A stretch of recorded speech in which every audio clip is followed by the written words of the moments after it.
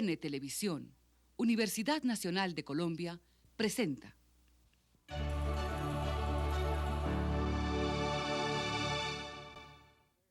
Pues mi abuelo fue un importante ingeniero.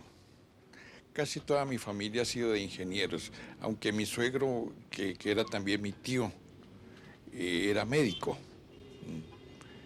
Pero volviendo al otro abuelo, él era ingeniero y, y fue fundador de la Facultad de Ingeniería y de la Sociedad Colombiana de Ingenieros.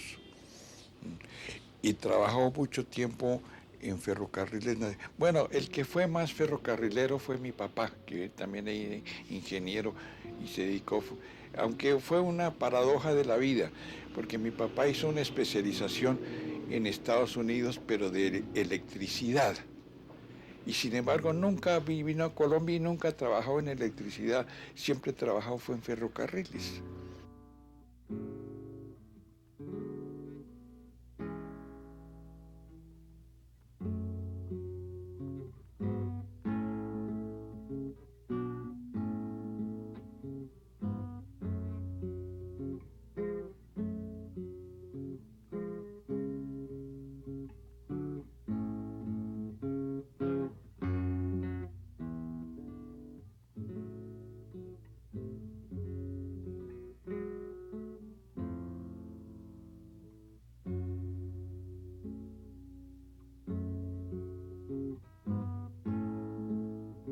Pero recuerdo que una vez fuimos hasta Buenaventura, por el ferrocarril del Pacífico, que era muy lindo. A mí me gustaba mucho ese ferrocarril del Pacífico, porque el Valle del Cauca y todo eso es precioso, ¿no?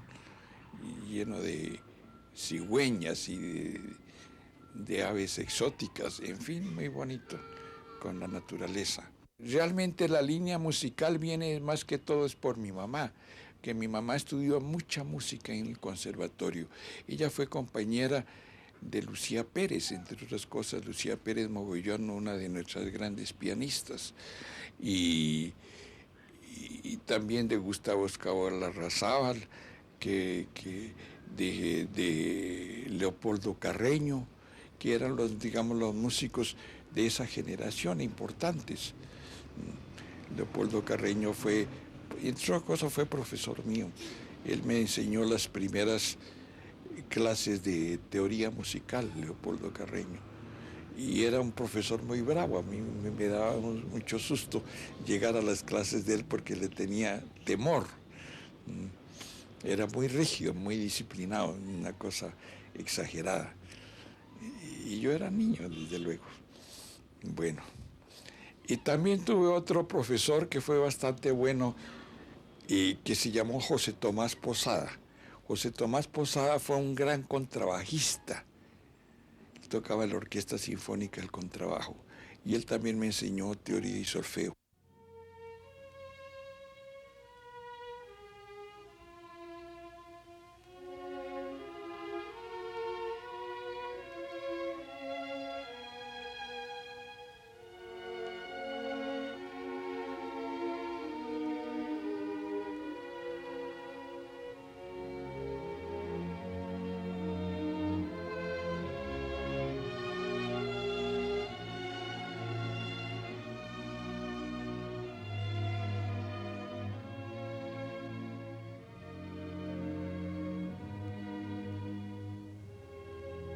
Mi mamá fue buena pianista, tocaba mucho piano y yo me la pasaba mucho tiempo sentado junto al piano oyéndola tocar.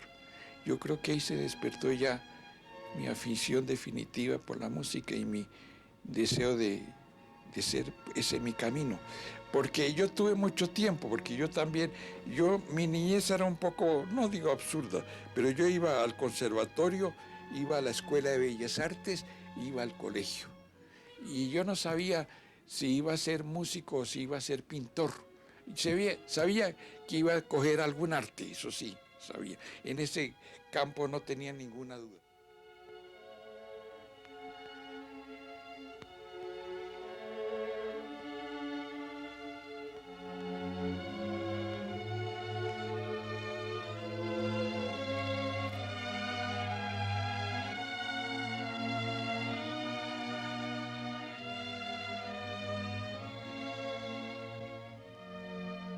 yo recuerdo mucho ese chapinero de esa época que era tan agradable. Nosotros básicamente vivimos en dos casas de chapinero.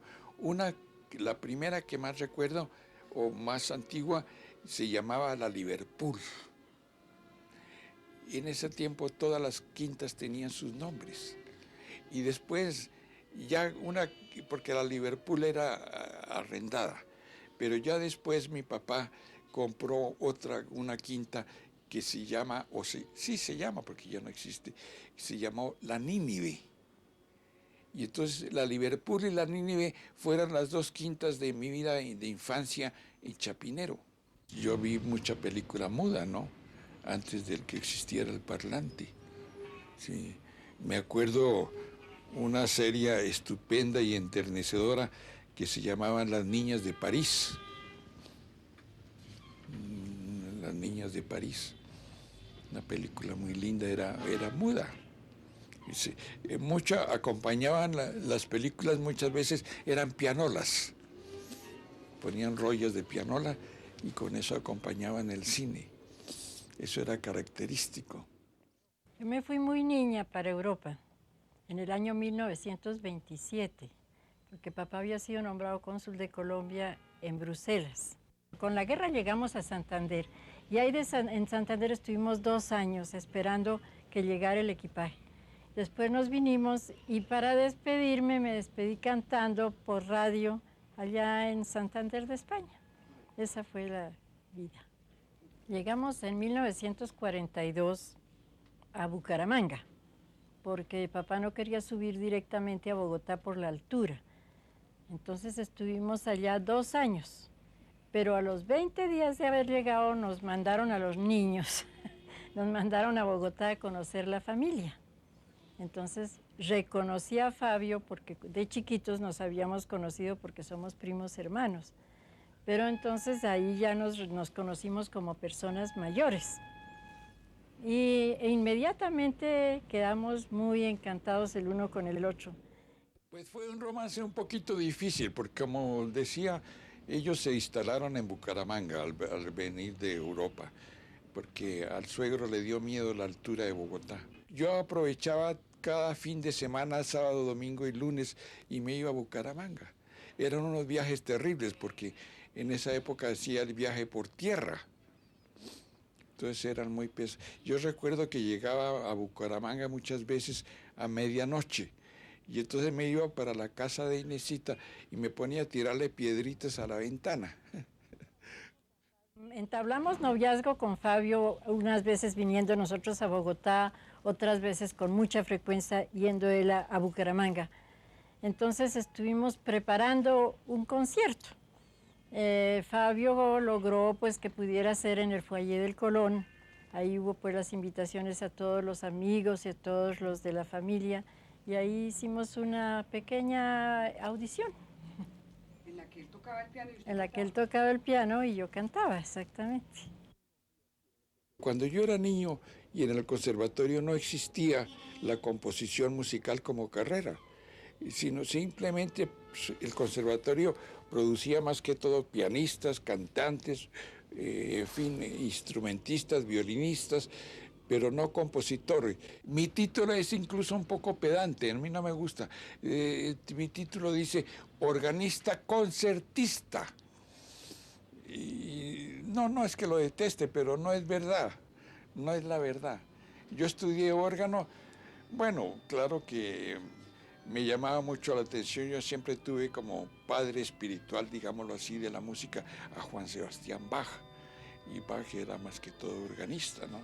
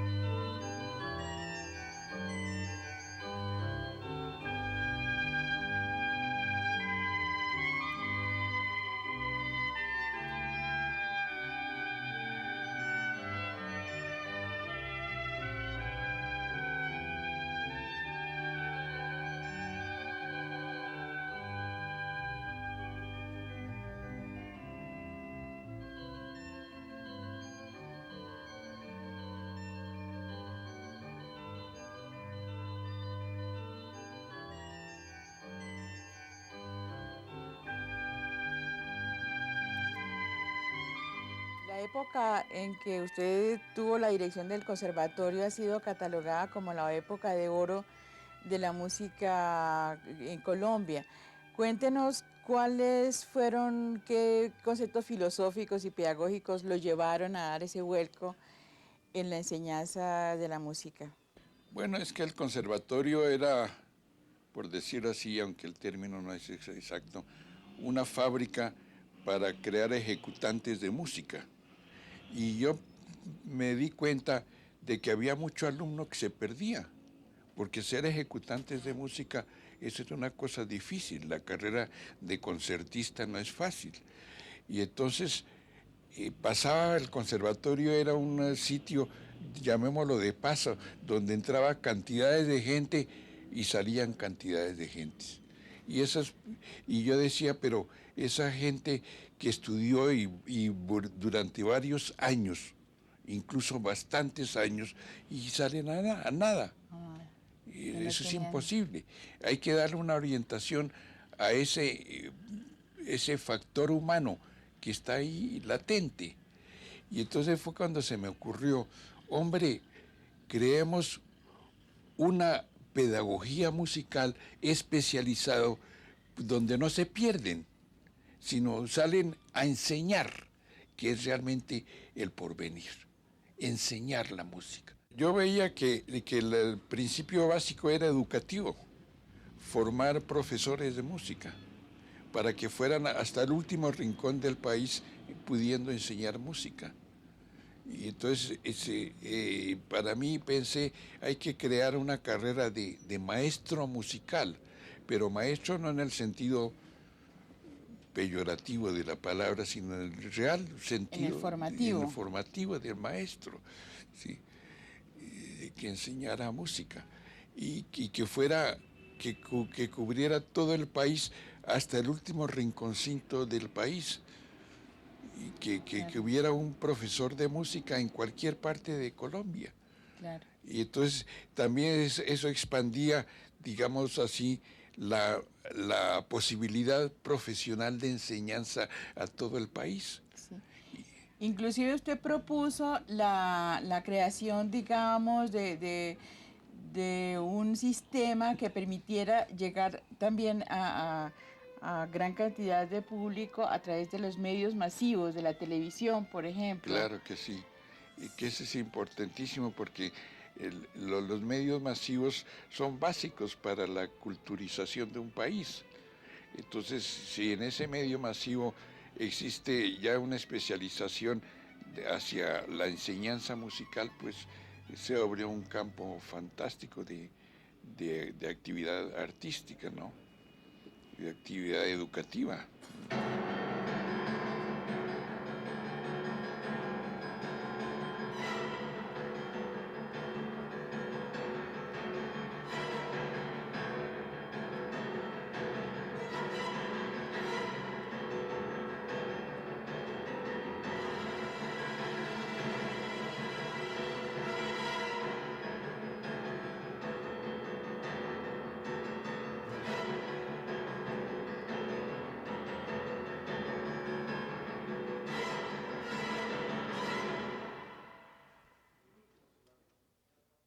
Resulta insólito, por decirlo menos, recordar ahora cómo hace 3 décadas, exactamente en el año 1965, un compositor colombiano que había sido formado en las convenciones académicas de la composición musical, se lanza a una aventura de componer música electrónica en Colombia.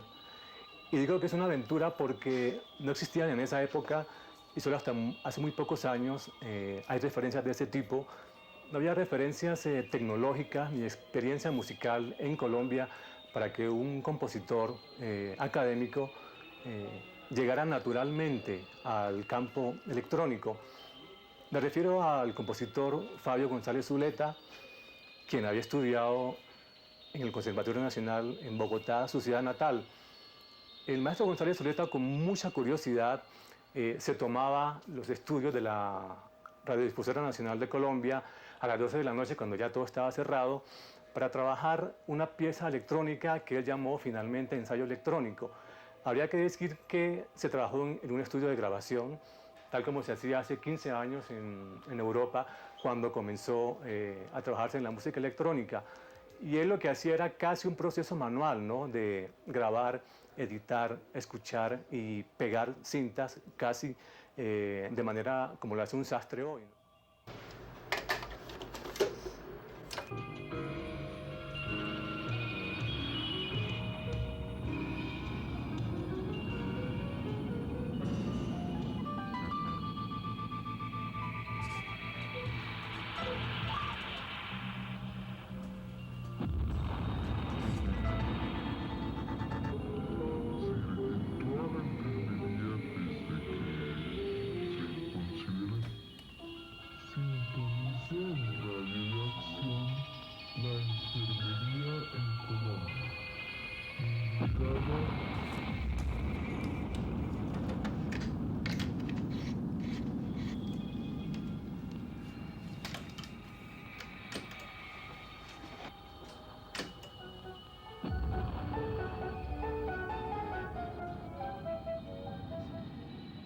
Yo recuerdo que yo tenía buenos amigos en la Radio Nacional, entre ellos muchos de ustedes debieron conocer a Guillermo Díaz y al Maestrico Niño, Ah, claro, el claro. famoso Maestrico Hacían Niño. las grabaciones. Sí, y entiendo que ya estamos todos retirados. Y, y entonces nos esperábamos a que terminara la programación normal de la Radio Nacional. Creo que eran las 12 de la noche, ¿no?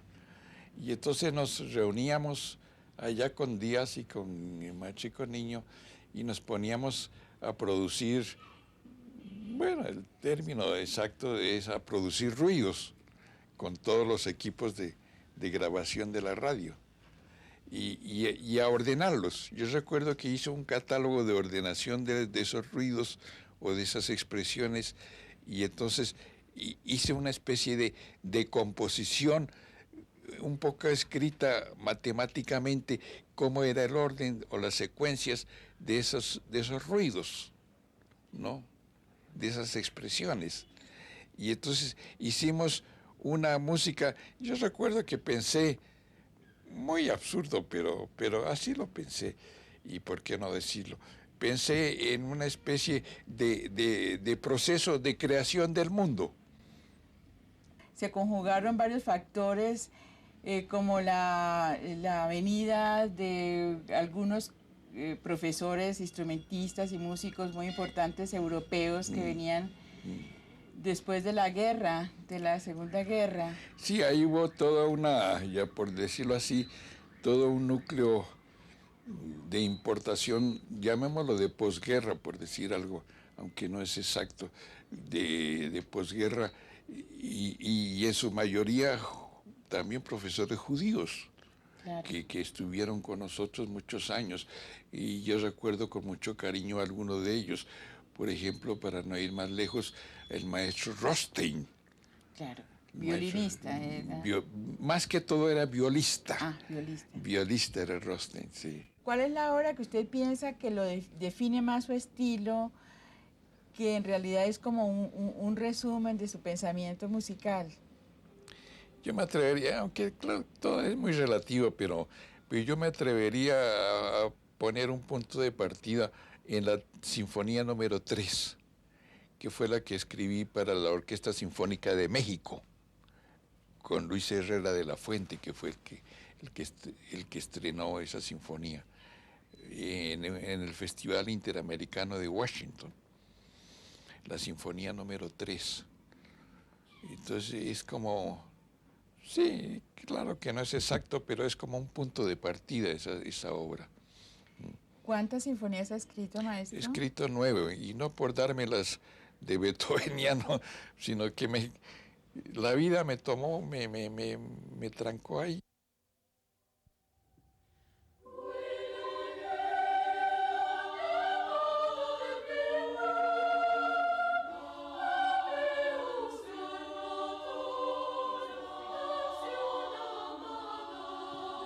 Ahora sólido.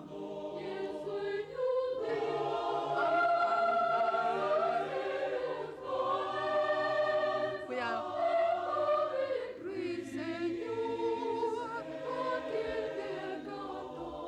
adelante la voz.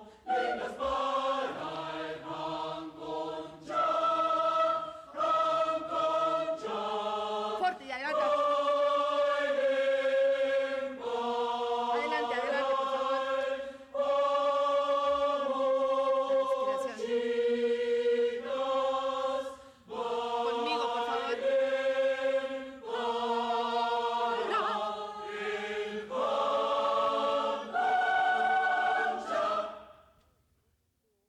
Yo me atrevería a decir que es uno de los más importantes. Yo creo que esto se refleja, aparte de su obra, también en el hecho de que él ha sido el maestro de una gran generación de compositores colombianos, es decir, el maestro Jesús Pinzón, el maestro Sumaqué, el maestro Blas Emilio Ateortúa.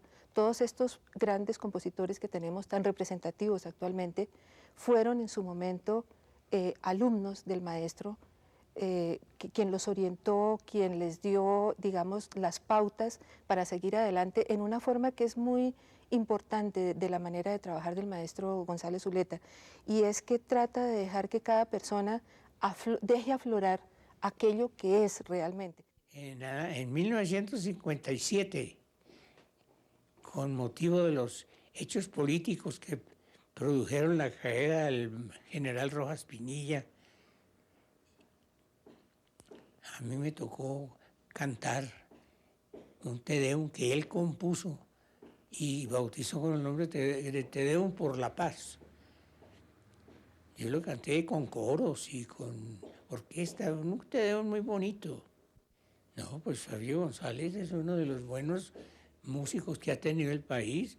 Ocupó una alta posición como director del conservatorio.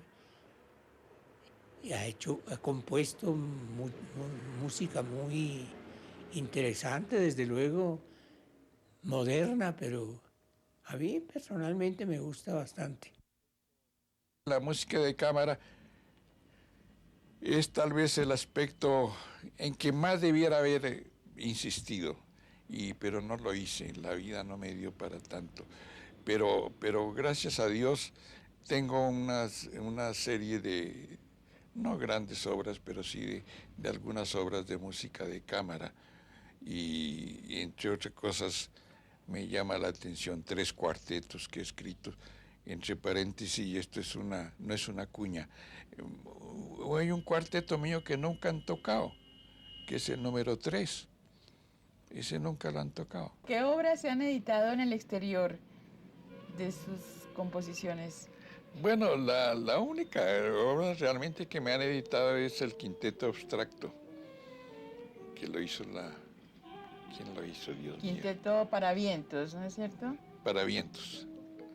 Quinteto Abstracto. ¿Y fue estrenado? Fue estrenado por el Quinteto de Filadelfia, en Washington, en un festival ya interamericano, de música interamericana, que habíamos compositores de toda la América, desde canadienses hasta chilenos y argentinos.